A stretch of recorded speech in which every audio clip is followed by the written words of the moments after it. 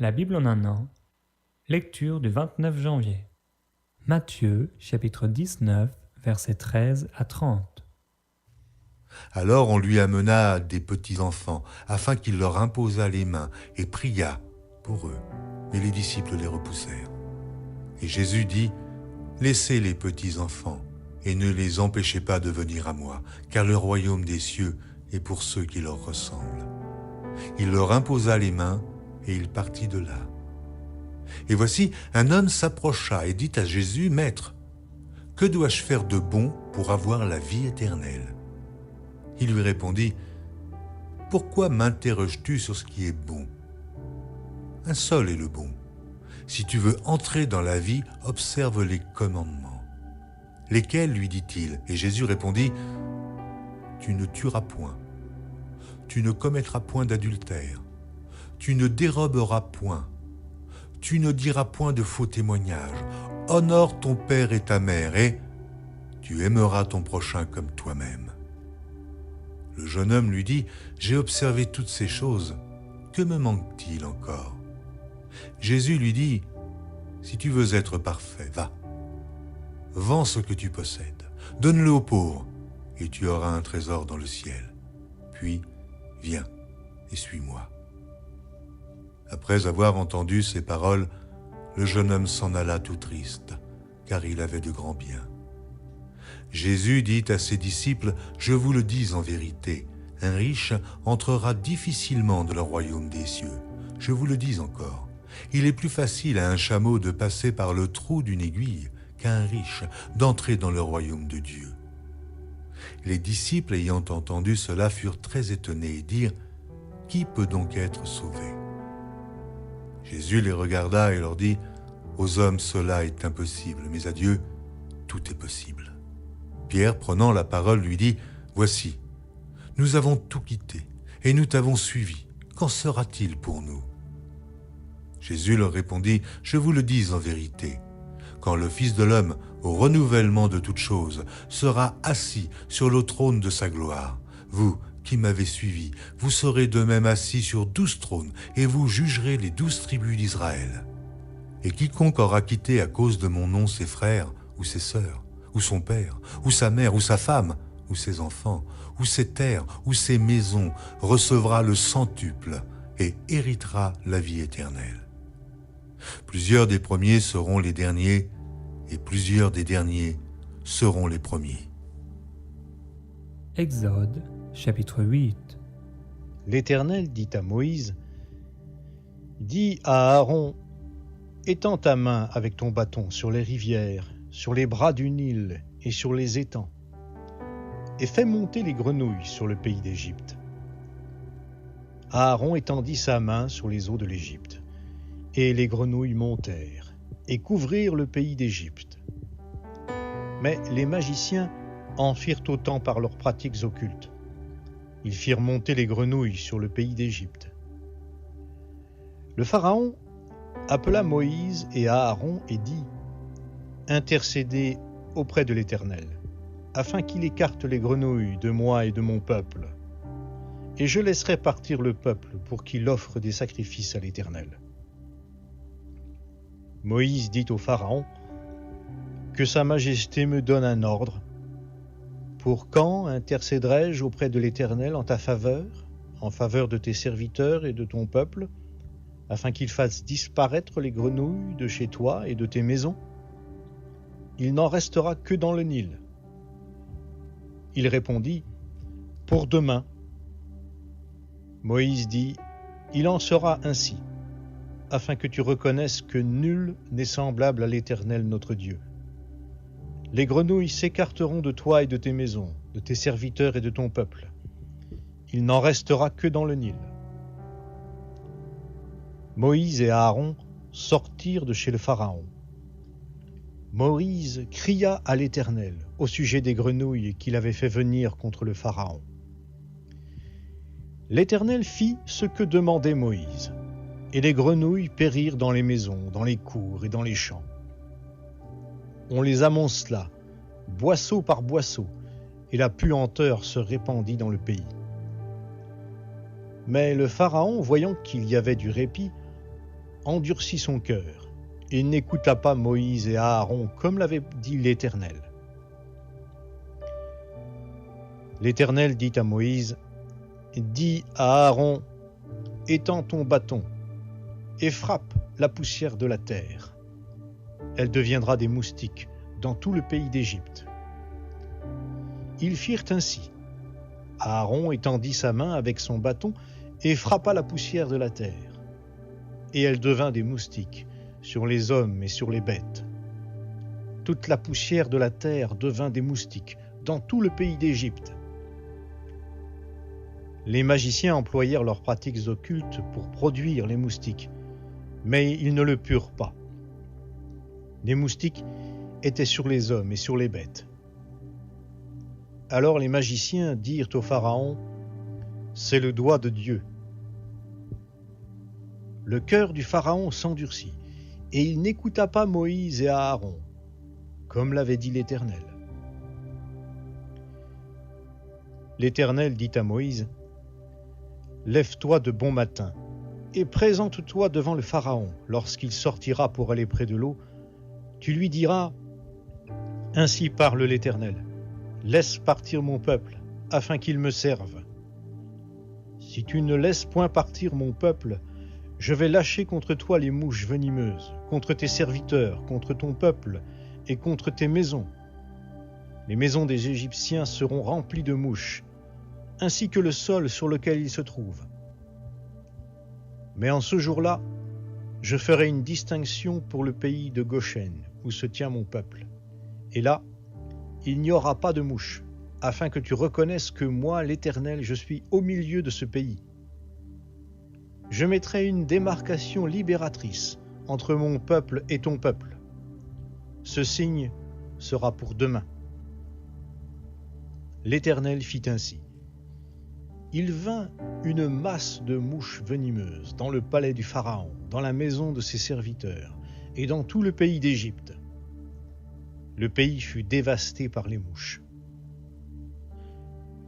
Le Pharaon appela Moïse et Aaron et dit, « Allez offrir des sacrifices à votre Dieu dans le pays. » Moïse répondit, « Il n'est pas régulier d'agir ainsi, car nous offririons à l'Éternel notre Dieu des sacrifices qui sont en horreur aux Égyptiens. Et si nous offrons sous les yeux des Égyptiens des sacrifices dont ils ont horreur, ne nous lapideront-ils pas? Nous ferons 3 journées de marche dans le désert, et nous offrirons des sacrifices à l'Éternel notre Dieu, selon ce qu'il nous dira. » Le Pharaon dit, « Moi, je vais vous laisser partir pour offrir à l'Éternel votre Dieu des sacrifices dans le désert. Seulement, vous ne vous éloignez pas en y allant. Intercédez pour moi. » Moïse répondit, « Voilà, je sors de chez toi et j'intercéderai auprès de l'Éternel. Demain, les mouches s'écarteront du Pharaon, de ses serviteurs et de son peuple. Mais que le Pharaon ne continue pas à nous tromper en refusant de laisser partir le peuple pour offrir des sacrifices à l'Éternel. » Moïse sortit de chez les Pharaons et il intercéda auprès de l'Éternel. L'Éternel agit selon la parole de Moïse, et les mouches s'écartèrent du Pharaon, de ses serviteurs et de son peuple. Il n'en resta pas une. Mais le Pharaon, cette fois encore, endurcit son cœur et ne laissa point partir le peuple. Exode, chapitre 9. L'Éternel dit à Moïse, « Va vers le Pharaon, et tu lui diras, ainsi parle l'Éternel, le Dieu des Hébreux. Laisse partir mon peuple, afin qu'il me serve. Si tu refuses de le laisser partir, et si tu le retiens encore, la main de l'Éternel sera sur ton cheptel qui est dans la campagne, sur les chevaux, sur les ânes, sur les chameaux, sur le gros et sur le petit bétail. Il y aura une peste très grave. L'Éternel distinguera entre le cheptel d'Israël et le cheptel de l'Égypte, et il ne périra rien de tout ce qui appartient aux Israélites. L'Éternel a fixé l'échéance en disant « Demain, l'Éternel fera cela dans le pays. » L'Éternel fit ainsi dès le lendemain. Tout le cheptel de l'Égypte mourut. Et il ne mourut pas une bête du cheptel des Israélites. Le Pharaon envoya prendre des informations, et voici que pas une bête du cheptel d'Israël n'était morte. Mais le cœur du Pharaon s'endurcit, et il ne laissa point partir le peuple. L'Éternel dit à Moïse et à Aaron, « Prenez à pleine poignée de la suie de fourneau, et que Moïse la jette vers le ciel sous les yeux du Pharaon.